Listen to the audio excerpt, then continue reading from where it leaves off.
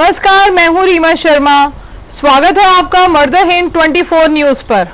आप देख रहे हैं रात 8 बजे की देश दुनिया की खबरें विस्तार से। आज उमस भरी गर्मी से मिलने वाली है राहत। दिल्ली में रिमझिम बारिश की संभावना। आईएमडी के मुताबिक दिल्ली में बुधवार को हल्की बारिश की संभावना है। गौरतलब है कि दिल्ली में पिछले 4 महीनों में सामान्य से अधिक बारिश हुई। पिछले कुछ दिनों से दिल्ली में उमस भरी गर्मी से लोग परेशान हैं। दोपहर के वक्त पड़ रही भीषण गर्मी के चलते लोगों का घर से बाहर निकलना मुश्किल हो गया। आईएमडी ने बताया कि मंगलवार को राष्ट्रीय राजधानी का अधिकतम तापमान सामान्य से 2 डिग्री अधिक 35.8 डिग्री सेल्सियस रहा। आईएमडी की ओर से साझा किए गए आंकड़ों के अनुसार शाम 5:30 बजे सापेक्षिक आर्द्रता 75% दर्ज की गई। एकनाथ शिंदे, फडणवीस और अजीत पवार ने थपथपाई अपनी पीठ। प्याज के मुद्दे पर नेताओं में श्रेय लेने की होड़। महाराष्ट्र सरकार ने प्याज की कीमतों में उछाल आने पर प्याज के निर्यात पर 40% ड्यूटी बढ़ा दी। इससे किसान नाराज हो गए और विपक्ष ने उनकी नाराजगी को हवा देने की कोशिश की। राज्य में सत्ता पक्ष ने केंद्र पर प्याज की सरकारी खरीद का दबाव बनाया। महाराष्ट्र राज्य के उप मुख्यमंत्री देवेंद्र फडणवीस इन दिनों जापान दौरे पर हैं, इसलिए उन्होंने वाणिज्य मंत्री पीयूष गोयल से संपर्क कर रास्ता निकालने के लिए कहा। फडणवीस ने इस प्रयास का सोशल मीडिया पर ढिंढोरा पीट दिया। इधर उप मुख्यमंत्री अजीत पवार ने भी राज्य के कृषि मंत्री धनंजय मुंडे को गोयल से मिलने वाली दिल्ली रवाना किया, ताकि प्याज खरीद का श्रेय अकेले बीजेपी न ले उड़े। मुंडे ने गोयल को लिखित ज्ञापन सौंपा और फोटो वायरल हो गए। शिंदे ने भी आनंद फानन में प्रेस कॉन्फ्रेंस बुलाई, जहां शिंदे और पवार ने कहा, इसे संयुक्त प्रयास कहते हैं, ना कि श्रेय लेना। हम सभी ने एकजुट होकर काम किया। बेगूसराय में बच्ची की रेप के बाद हत्या। पड़ोसी पर शव को घर में ही दफन करने का आरोप।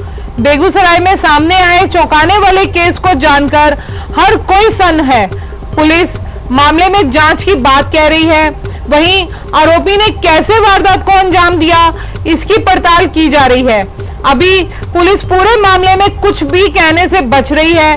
बच्ची से हैवानियत उस वक्त सामने आई जब वो पड़ोसी के घर मेहंदी तोड़ने गई थी। आरोपी ने उसे पकड़कर ना सिर्फ उसके साथ दुष्कर्म किया, बल्कि उसकी हत्या कर अपने घर के बेसमेंट में दफना दिया।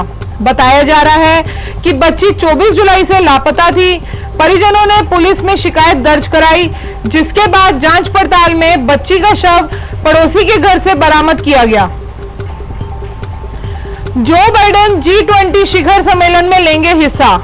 7 से 10 सितंबर तक भारत के दौरे पर रहेंगे अमेरिकी राष्ट्रपति। व्हाइट हाउस के राष्ट्रीय सुरक्षा सलाहकार जैक सुल्लिवन ने मंगलवार को एक ब्रीफिंग में बताया कि अमेरिकी राष्ट्रपति जो बाइडेन 20 देशों के समूह G20 के शिखर सम्मेलन में भाग लेने के लिए 7 से 10 सितंबर तक भारत का दौरा करेंगे। सुल्लिवन ने कहा कि बाइडेन भारत में रहते हुए कई द्विपक्षीय बैठक करेंगे, लेकिन उन्होंने विवरण नहीं दिया। G20 या ग्रुप ऑफ 20 दुनिया की 20 प्रमुख विकसित और विकासशील और अर्थव्यवस्थाओं का एक अंतर सरकारी मंच है, जो इसे अंतर्राष्ट्रीय आर्थिक सहयोग के लिए प्रमुख मंच बनाता है। मेक्सिको में बड़ा सड़क हादसा। बस और ट्रेलर की भीषण टक्कर में 16 लोगों की मौत। मेक्सिको में एक दर्दनाक सड़क हादसा सामने आया। मध्य मेक्सिको में नेपालन ओक्साका राजमार्ग पर हुए सड़क हादसे में लगभग 16 लोगों की मौत हो गई। मध्य मेक्सिको में हुए सड़क हादसे में 16 लोगों की मौत हो गई। पहले मरने वालों की संख्या 15 बताई गई थी। इसके अलावा गंभीर रूप से घायल हुए लोगों में 8 पुरुष और 8 महिलाएं शामिल हैं, जिन्हें इलाज के लिए अस्पताल में भर्ती कराया। अधिकारियों ने बताया कि यह हादसा उस समय हुआ जब लोग बस से यात्रा कर रहे थे, तभी उसकी टक्कर एक ट्रेलर से हुई। हादसा इतना दर्दनाक था कि इसमें 16 लोगों की मौत हो गई। वहीं हादसे की जानकारी मिलते ही मौके पर पहुंचे बचाव दल ने बस में फंसे लोगों को बाहर निकाला। इसके साथ ही बस को घटनास्थल से हटाया गया। उड़ते पंजाब के बाद नशा तस्करों ने उजाड़ दिए हिमाचल के कई घर। अब तक 4,527 आरोपी गिरफ्तार। पंजाब के बाद अब हिमाचल में मादक पदार्थों की तस्करी के मामले में लगातार बढ़ रहे हैं, लेकिन मादक पदार्थों की तस्करी को रोकने के लिए किए जा रहे प्रयास पूरी तरह सफल नहीं हो रहे। इस गौरव धंधे में युवतियों और नाबालिगों को माफिया तस्करी के लिए इस्तेमाल कर रहा है। एक वर्ष 10 माह के दौरान कुल 4,527 आरोपितों को गिरफ्तार किया गया। मात्र 7 माह में 10 किलोग्राम चिट्टा पकड़ा गया। प्रदेश में इस वर्ष बीते 7 माह के दौरान पुलिस ने मादक पदार्थों तस्करों के खिलाफ कड़ी कार्रवाई की। इसी का परिणाम है कि 10 किलो से ज्यादा चिट्टा बरामद किया गया। पुरानी गाड़ियों को लेकर क्या आया दिल्ली हाईकोर्ट का फैसला? याचिकाकर्ता ने बताया कि साल 2000 में खरीदी अपनी कार नहीं चला रही थी और उनको इसे इलेक्ट्रिक कार में बदलने की योजना थी। इसी तरह एक अन्य याचिकाकर्ता ने अपनी 12 साल पुरानी डीजल कार जब्त किए जाने को चुनौती देते हुए कहा कि यह मरम्मत और अन्य इलेक्ट्रिक काम के लिए खड़ी थी, जो कार को किसी अन्य राज्य में भेजने के लिए आवश्यक था। दिल्ली हाईकोर्ट ने परिचालन की अवधि पूरी कर लेने वाले वाहनों को उनके मालिकों से एक शपथ पत्र लेकर छोड़ने का मंगलवार को निर्देश दिया कि वह उन्हें हमेशा के लिए निजी पार्किंग क्षेत्र में खड़ा कर देंगे या उन्हें शहर से बाहर भेज देंगे। न्यायमूर्ति प्रतीक जालान न्यायिक आदेशों का उल्लंघन करने पर प्राधिकारियों द्वारा कारों को जब्त किए जाने के खिलाफ कई याचिकाओं पर सुनवाई कर रहे हैं। अदालत ने पेट्रोल से चलने वाली गाड़ियों के 15 साल पूरे होने और डीजल से चलने वाले वाहनों के 10 साल पूरा होने के बाद उनके इस्तेमाल पर प्रतिबंध लगाने का आदेश दिया था। दिल्ली का वो खूनी दरवाजा जो सैकड़ों हत्याओं का बना गवाह, आज भी भटकती है आत्मा। दिल्ली के बहादुर शाह जफर मार्ग पर स्थित लाल दरवाजा को खूनी दरवाजा कहा जाता है। यह दरवाजा कई लोगों की मौत गवाह कर रहा है। यहाँ अंग्रेजों ने मुगल सल्तनत के 3 शहजादों को गोली मारी। कुछ लोग इसे भूतिया दरवाजा भी मानते हैं। अगर आप दिल्ली एनसीआर में रहते हैं तो आप जानते होंगे कि यहाँ कश्मीरी गेट और अजमेरी गेट जैसे कई गेट और पुराने दरवाजे हैं। इन्हीं में से एक है दिल्ली का लाल दरवाजा। इसे लोग खूनी दरवाजा के नाम से भी जानते हैं। जैसा इसका नाम है वैसा ही यहाँ का नजारा भी है। शाम होने के बाद यहाँ लोगों को डर लगने लगता है। इस दरवाजे से जुड़े इतिहास में कई डरावने किस्से दर्ज हैं। मुगल बादशाह औरंगजेब ने इसी दरवाजे पर अपने बड़े भाई दारा शिकोह का सिर कलम करके लटका दिया था। कॉलेजियम मिशन में यह भी सुनिश्चित करना है कि भारत की समृद्धि और विविधता का प्रतिनिधित्व करे। सीजेआई चंद्रचूड़, यह भारत का सुप्रीम कोर्ट है और हमारा उद्देश्य यह प्रतिबिंबित करना है कि यह न्यायालय भारत की विविधता को दर्शाता है। मेरा मानना है कि यह सुनिश्चित करना कॉलेजियम के उद्देश्यों में से एक रहा है कि हम भारत की समृद्धि और विविधता का प्रतिनिधित्व करते हैं। बहुत से लोग पाली वोकल कोर्ट होने के कारण सुप्रीम कोर्ट की आलोचना करते रहे हैं।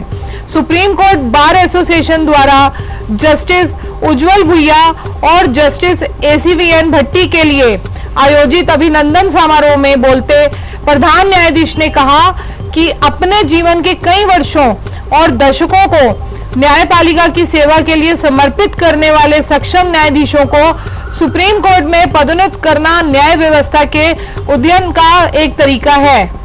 उन्होंने कहा यह महाराष्ट्र या दिल्ली का सुप्रीम कोर्ट नहीं है, यह भारत का सुप्रीम कोर्ट है और हमारा उद्देश्य यह प्रतिबिंबित करना है कि यह न्यायालय भारत की विविधता को दर्शाता है।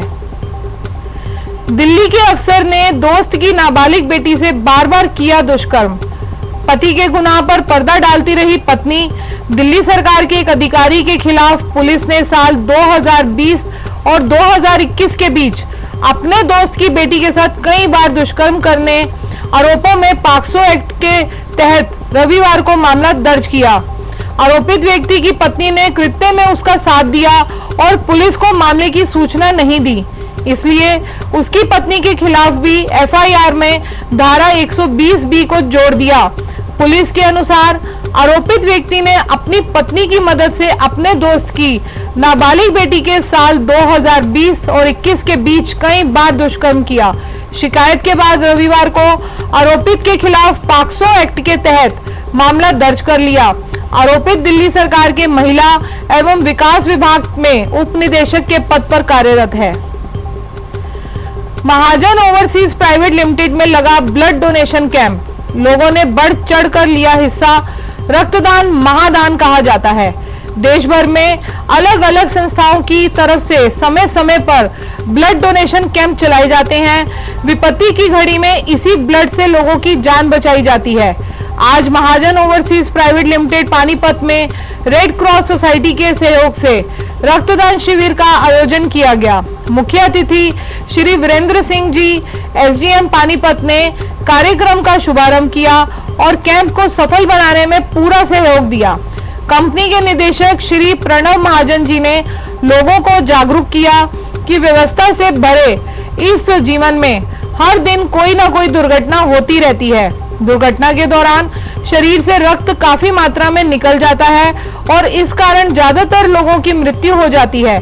इस मृत्यु दर को कम करने हेतु हम सभी को मिलकर थोड़ा थोड़ा रक्तदान करते रहना चाहिए। हमारे द्वारा किया गया रक्त किसी को जीवन दान दे सकता है। श्री एम महाजन जी की याद में महाजन ओवरसीज प्राइवेट लिमिटेड में नियमित रूप से रक्तदान शिविर का आयोजन होता रहता है। इस बार भी कंपनी में आयोजन पूरी तरह से सफल रहा और 114 blood unit red cross society के माध्यम से दान किया गया। इस अवसर पर विकास सिंगला, मनमोहन सिंह, विश्व रंजन बेहरा, उमेश भारद्वाज, भरत कामरा, विकास अग्रवाल, अर्पित गुप्ता विशेष रूप से उपस्थित रहे। रेड क्रॉस सोसाइटी पानीपत की ओर से डॉक्टर पूजा और बलकार सिंह जी ने सहयोग किया और लोगों को रक्तदान के फायदे बताए। रक्तदान से कितने व्यक्तियों को एक नई जीवन मिलता है। किसी के रक्तदान करने से किसी और के घर में खुशी की सौगात आती है।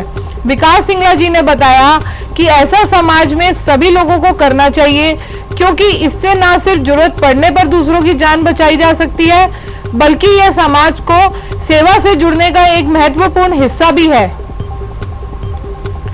सफीदो उपमंडल के गांव हाट स्थित महर्षि दगीची की तपोभूमि हटकेश्वर धाम पर सावन के अंतिम रविवार 27 अगस्त को विशेष सहयोग में मेला लगेगा और इनामी कुश्ती दंगल होगा।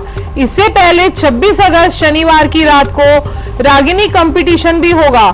इसमें प्रदेश के प्रमुख कलाकार अपनी प्रस्तुति देंगे। गौरतलब है कि हटकेश्वर धाम देश के 68 प्रमुख तीर्थों की जलधारा का संगम स्थल है, जहां स्नान करने से पुण्य की प्राप्ति होती है। हटकेश्वर धाम की परंपरा रही है कि सावन के चौथे रविवार को स्नान का विशेष महत्व है। शास्त्रों में वर्णित है कि सावन के चौथे रविवार को मेला लगता है।